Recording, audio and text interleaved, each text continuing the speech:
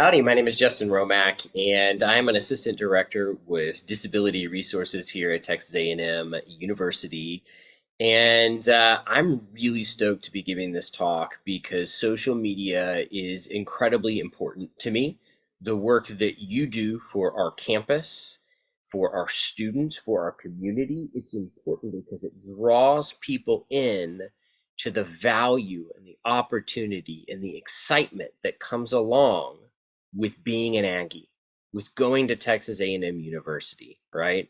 So thank you so much for your work and thank you for investing in this discussion. I think that it's really important. I think that it's important for a lot of reasons, right? Why accessibility? Why is accessibility important? On the screen, I have a sticker here that says, if it's not accessible, it's not acceptable. And I believe that statement. I think that that's a really powerful and profound statement to make that I can't take any credit for. And my office can't take any credit for because we didn't say this. We didn't create this sticker. Actually, a student, an Aggie student here, working with our office, affiliated with our office, came up with this sticker design. So it's not me saying that it's important. It's not the leadership of this office saying that it's important. It's not the institution saying that it's important. It's our students saying that it's important.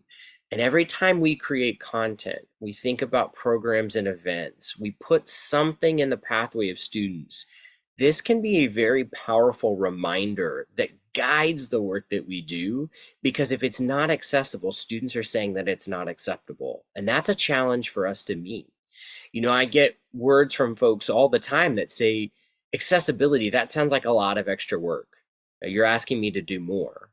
And I would just boldly respond that no, I'm asking you to do what's been required all along, right? This is work that we're expected to do. We just haven't been doing it the right way. And so if accessibility is new to you, that's okay. That's okay. I learn something new every day. This talk is not meant to shame. It's not meant to cast judgment. It's not meant to point out people who aren't doing it right. What it is designed to show you there are opportunities to promote accessible access to the content that we are creating, and it's not complicated. It's not involved, and you can get started right now. So some of the quickest wins with accessibility come with media, and alternative text is one of those real quick wins with social media accessibility. Alt text or image descriptions, they've really become a pretty visible piece of social media accessibility. Twitter introduced an alt text badge like a year ago or so. And when an image has alt text or a description tied to that image, it's very visible, right? It used to just be that assistive technologies would pick that up, but now we're sort of promoting that, hey, this accessibility exists, and hey, here's a great example of it. So alt text, image descriptions, alt descriptions, you'll hear it kind of called all the same thing. Essentially, they are a text representation or a text description of what is happening in an image. And they're not meant to be a story. You're not going to write a novel about an image, right? They say an image is worth 1,000 words. Please don't write 1,000 words. Typically around 200 max. Technically the alt text spec is in the lower 100s, lower to mid 100s, because everything that you put in that field is going to be read out by a piece of assistive technology. So we don't want to create additional barriers by producing super lengthy, super verbose alt text. We want to make sure that our alt text is descriptive, but isn't overly verbose, right? And so I think a lot of times wrapping our mind around, what do I write? What is important in the alt text? So I pulled a few accounts that you can kind of go take a look at. The Colorado Avalanche. I went to an Avs game when I was in Colorado, and I was in the Denver area late 2022. And before I attended a game, I went and I checked out their social media. I wanted to get to know the team a little bit. And I immediately noticed that they had really great alt text on their images. And alt text for action can be hard.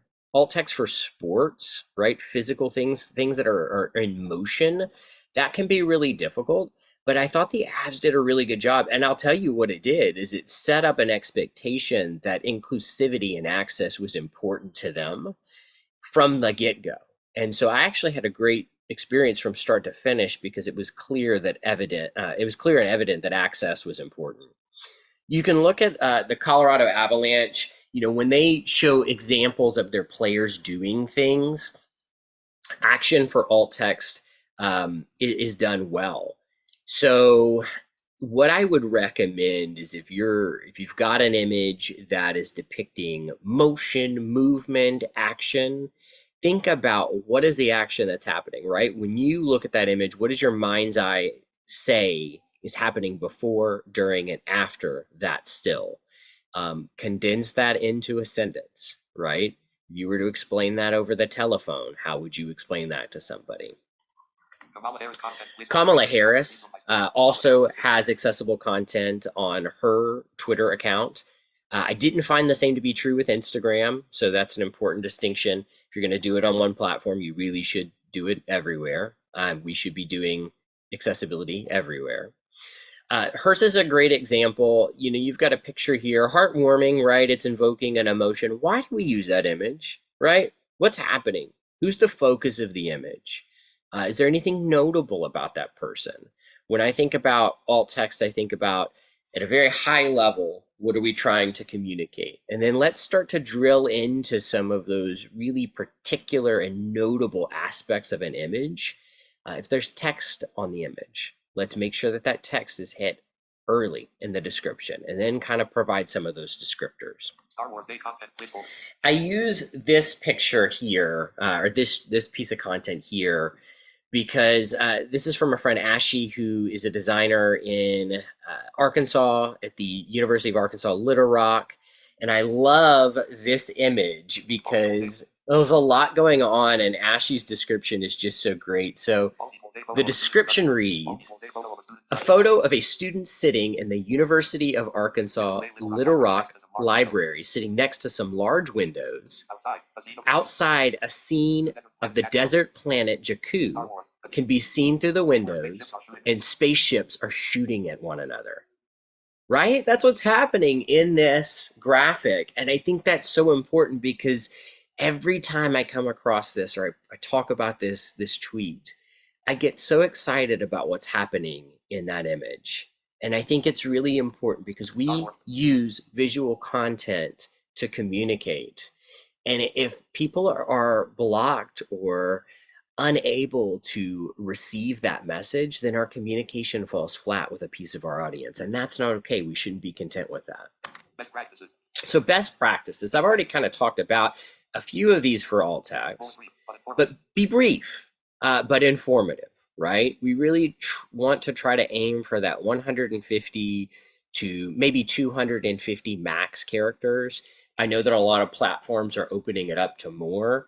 If you use 1,000 characters, that's too much, right? We're probably writing close to a paragraph now, and that's not necessary.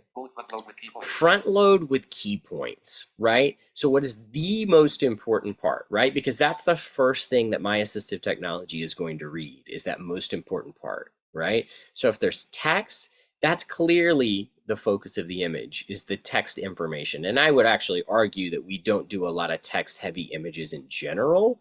But if text is the primary focus of that image, let's front load it.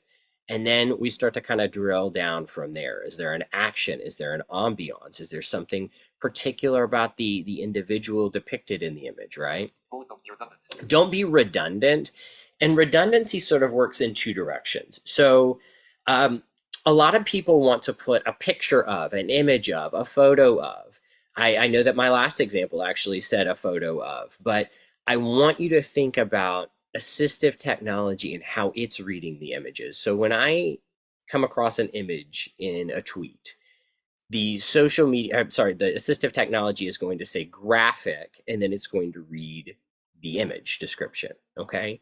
So if you said a photo of, it would read graphic, a photo of, and then your description, right? So we've got some redundancy there. Graphic, a photo of.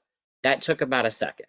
right? If I'm scrolling a timeline and I've come across images in 20 of the pieces of content on my feed, that's 20 seconds now that I've now had no usable interaction with the content, right? Because it's just reading out redundant information. Quick, get to the point, right? Let's drop the a photo of and just instead say what the photo is of, right?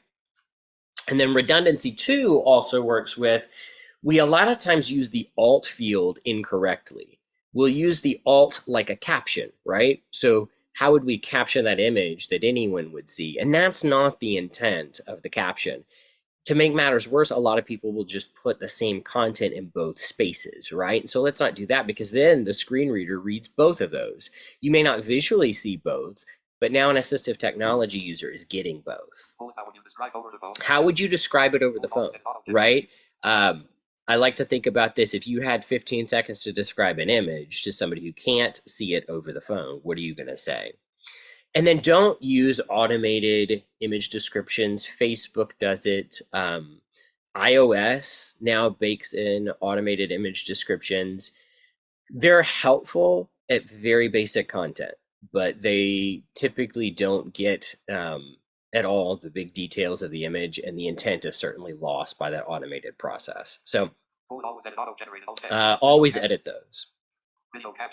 Video captions. So this has been a conversation that I know I've had probably a couple hundred times. Everyone wants to know, do I need to caption my videos? Yes, absolutely caption your videos. There's a lot of reasons why you would caption videos. Communication access certainly being the thing that I'm going to beat the drum over. But we've got students who are international, and English is not their native language. And so being able to see a captioned version of what's being said on the screen is helpful. Noisy environments, right? Folks who have learning disabilities where processing spoken content is difficult. There are so many reasons why captions are important. People walk away with clarity when you have captions with your videos. It's not hard to do. It is very quick and easy. So again, a very quick win. Best practices, captions. What are some best practices for captions? So there are open and closed captions. Closed can be turned on and off, and open is burned into the media. You really should opt for closed captions if at all possible. Closed captions work off of a couple of different file types, but one of the most common ones is going to be the SRT file type. A lot of programs that you could use to sort of create the captions, they will export that SRT. YouTube Studio is probably one of my favorites to work in. It's just easy. You can go in and you can modify YouTube's automated captions and then have a manually edited SRT file that you could then go use wherever else you wanted. So SRT, closed captions, opt for those whenever you can. There are certainly some instances where you've just got to play in somebody else's sandbox. They don't offer closed caption functionality, and so we've got to bake the image or bake the captions in. Not ideal, but it is what it is. Like automatically generated image descriptions, do not rely on automatically generated captions. They will be wrong. Communication access will not be equitable. And then honestly, people walk away with the wrong message, and that's not what you want. And then if you are baking in your captions for open captions, make sure that they are positioned in such a way that they are supportive. They don't hinder the visual display, but then also that they have good, sufficient contrast. Adding captions, bullet captions. There are a lot of ways that you can add captions. The Instagram sticker for Reels and Stories is great. You can edit those captions. As I mentioned, YouTube Studio is awesome. I really like working with YouTube Studio. There's a lot of apps that allow you both on iOS or Android, or you can get desktop apps that will do this for you. Again, a lot of times it'll be an automatically generated set of captions, and then you'll want to go back and manually edit those, and then you can export as you need. And then there are lots of third-party vendors that are relatively cheap. If you plan early, it's definitely easy to budget for it. Ranging from $1 a minute to a couple dollars a minute, but it's not, it really isn't that bad. And if you start early, put it in the budget, put it on the roadmap. It is definitely an easy thing to work with. All right, so transcripts, not the same thing as captions. Um, if you have audio only content, think of like a podcast. Um, or if you're wanting to provide an asynchronous representation of a video, uh, transcripts are a great option. Again, a lot of those same providers that do the captions can do transcripts as well. Again, there are a lot of automated apps. I really like Otter AI, OTTER AI, as an option for transcripts. Transcripts are a little different because um, it's not just going to be the spoken content. It's going to be any auditory content, but it's also going to be what are you showing visually, right? Because a lot of times transcripts are not watched synchronously in real time with the media. And so being able to have a little bit of description about what is also being shown on the screen is helpful. Again, another accessibility practice that can draw in lots of different people. Video descriptions. Video descriptions. Not the same thing as captions and transcriptions, but kind of alluded to in my last statement. Video descriptions are interesting because there isn't a lot of native support for video or audio descriptions. These tend to be narrated descriptions about what's happening on the screen. We see this with a lot of broadcast media, Netflix, Hulu, YouTube TV. They all have, and a lot of the streaming networks have audio descripted content. Again, it's a narration of what someone would be seeing on the screen. Really helpful for action movies, things where there's a lot of action or movement going on screen, and not a lot of dialogue. These are trained actors that will deliver this. So they'll write a script. It's designed to weave in and out of the natural dialogue, the natural narration, or spoken voice content on screen. And so it is a process. Most of us don't have that kind of training. I don't have that kind of training. But what I would say with video descriptions is this. If there's a lot happening on the screen that's not being narrated in any sort of way, if you close your eyes and you have no idea what's going on, we need to think about who could be shut out from that media, right? Sometimes that could be us saying what we're doing. Sometimes that may mean us providing a description in the captions or the comments about what's happening on the screen, which is kind of the example here, which is linked in my deck. So you'll be able to go and kind of look at this at your own pace. But the point being, we communicate through multiple means, right? And so if all we're doing is communicating with visual, we need to think about how would somebody be shut out if they can't see that, right? I hope that one day there will be more native support for audio description. We're certainly not there yet. YouTube is rolling that out a bit more broadly. Typically, the way you'll find audio description is you'll go in the language selection, and it's essentially a language track. It's English audio description. It's very helpful. I think you would find it very enlightening if you turned on audio description for a Netflix series and watched it. Best practices. Hashtags. So, best practices for hashtags. We want to create hashtags in camel case. And camel case is essentially just capitalizing the first letter of every word. Assistive technology will then read that out as plain English. Otherwise, it would try to read, if you just capitalize the first letter or capitalize no letters, it would just try to read all of those letters as one word. And that's just gibberish. I advise that tags are placed at the end of the post if at all possible. Sometimes we like to weave them in organically throughout the content. I would just encourage you to think that assistive technology doesn't just read the tag, it will also say pound sign or hash sign, or if clicking on that hashtag is also a link to go filter search results or pull up other related content, it will then also say link. So let's just say you have the hashtag, I don't know, Gig'emAgs, right? If you were to encounter that with a piece of assistive technology, it might say hashtag Gig'emAgs link, right? And if you've got that in the middle of text content, now it's sort of breaking you out of the flow of that content, and it can be a bit distracting. And so keeping those at the end of the post allows that post to flow a little bit more organically. Use sparingly. Aka purposefully. Use sparingly. I'm not telling you what to do. I'm not going to set a specific number. I'm not going to say if you post more or include more than 3 tags, your post is not accessible. Think about why you're using the tags. Is it necessary? I've seen posts with dozens of hashtags. I would argue that's probably not necessary. Use sparingly. Aka purposefully.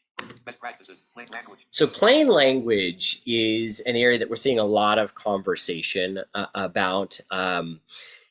It's quick to the point. It's not using a lot of acronyms or jargon. It's kind of writing at that 6th to 8th grade level. It's making sure that we use words that make sense. Sometimes you'll read things that are written in plain language and it just feels comfortable and conversational, right? So it's really being conscious about tone and word selection. Consider this example. So I have a great example here. The vehicular access point. The vehicular access point to the establishment is located on the eastern side of the premises. Pedestrian access can be gained through the main entrance, which is on the north side, which is also equipped with an ADA ramp, right? So kind of doesn't flow off the tip of the tongue. There's just a lot of words that I probably wouldn't use in my day-to-day interactions. So, but what about if we had that example in plain language, right? So if we had that in plain language, the entrance for cars is on the far right side. For walking, sorry, I'm trying to read this at the same time. For people walking, go through the front door on the side of the building, which has a ramp that meets the Americans with Disabilities Act, right? So you can tell, and I'm sorry, I didn't read that verbatim, but you can tell that these sentences are so different from one another. The first one felt clunky and kludgy and awkward. This one just feels like you're talking to a friend. And I think people don't, there's a time and a place for high level writing. And when we use social, we want to be social, right? We want it to be conversational. We want it to be interactional and interactive. And so this second example flows so much better. Best practices. Emojis. So emojis are accessible. And I love emojis. I think they're awesome. I think they inject personality into what we do. It's kind of funny how a character like that, a funny little character, can convey so much. But I think that they have some accessibility implications. They are accessible, but they're read with lots of detail. So they're verbose. You know, you may see a smiling, smirking face, and a lot of times it's going to read out characteristics about what the eyes are doing, what the brows are doing, what the mouth is doing, what color is the emoji, right? And so that can get verbose really quick. What also can be difficult is when you have multiple emojis that sort of fill the content, right? So that stuff starts to get redundant. If you have 4 or 5 of the same emoji in a row, just imagine how quickly you sort of jump over that visually, but how a piece of assistive technology is going to interact with each and every one of those. I remember a friend of mine posted, and you've probably seen this, content where it's just nothing but emoji, right? It's just like they were trying to make some point, really dramatic, and they just did 150 emoji of the same thing. It was probably some angry face. And yeah, I got the point. I just moved on. How quickly you get that context when you can see, but how easily that's lost when you can't. And so just be thoughtful about how you're using emoji. Again, not telling you how many to use. I would certainly recommend that you don't repeat them. I would certainly recommend that you use them sparingly and purposefully. Best practices. Decorative font. And then best practices, decorative fonts. I don't see this as often, but my best advice, just don't do it. I am going to link in my deck an example of what this looks like when it's read out with assistive technology. Just don't do it. It's cute, I'm sure, to people who can see it. It is certainly not cute with technology, and I think that there's much better ways that we can be creative with our content. Additional info bullet space. So I have some links here, some additional information, the accessibility specific information for some of the common platforms.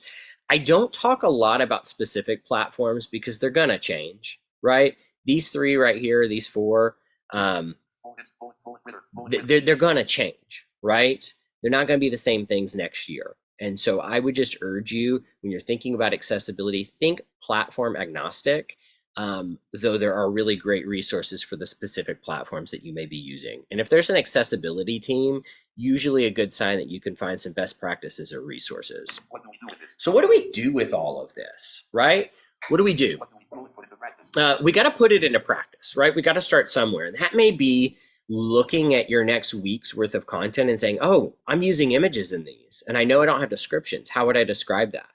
It might be adding another column to your spreadsheet that reads accessibility, right? So, what are we doing for the accessibility, right? But we got to put it into practice.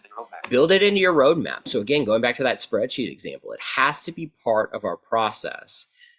If we don't put it in as a step in the roadmap, it won't get done. And then we've got to keep our pulse on, and I put the hashtag A11Y. You'll see this shorthand for accessibility because accessibility is 13 characters. We're in a character restrictive climate with our social media content, and so this just cuts it down. A11Y is sort of the official hashtag for accessibility. But there's accessibility content all out there. And then share out wins and workflows. If you're doing something with accessibility, something you're really proud of, something that's just worked out really well for you, share it with this group. Drop it in the listserv. Share it on social media. Get it into these meetings because folks oftentimes learn best when we learn from one another. What has worked for you and how can I make it work for me? And then teach your student creators about this, right? We're passing the torch with literally every interaction we have with our students. And so show them that accessibility and inclusivity matter by making sure that it's a priority in the work that you do. I am always available to you all. I enjoy these types of conversations, the tactical, the creative, the problem solving, the thinking outside the box. If you've got ideas as tech emerges and you want to bounce ideas off of somebody, I am always a resource to you. I'm the only bald dude with a beard on the Disability Resources website. It's easy to find my contact information, but I've got it here as well. Shoot me an email, give me a call, pop by the office. Happy to help you anytime. I really do appreciate your attention to these types of things. It really does matter, and our students take notice. So thank you so much, and best of luck.